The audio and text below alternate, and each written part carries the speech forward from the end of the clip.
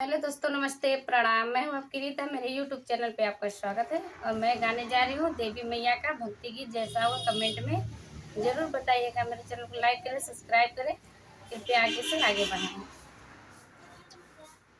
रची रची अंगना लिपवता चौका पुरवता हो।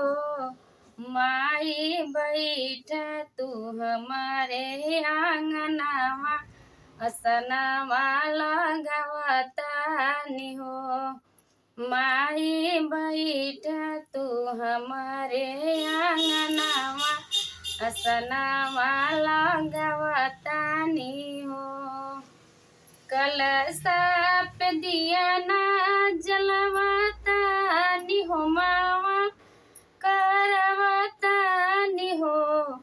माई बैठा तू हमारे आंगनावा असनावा लगावता हो।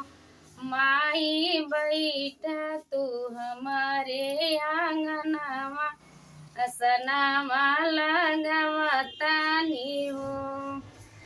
अढ़ाउल का गजरा गुथवता माई के चढ़ावता हो।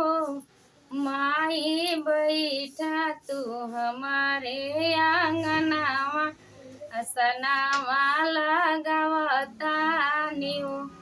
माई बैठा तू हमारे आंगनावा असनावा लगावता हो। आरती उतारी के सजवता माई के देखवता हो। माई बैठा तू हमारे आंगनावा असनावा लगावता हो।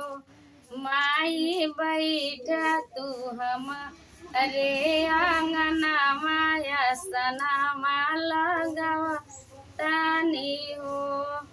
गीत नंद लाल से लिखवता रीता पचरा गवता हो।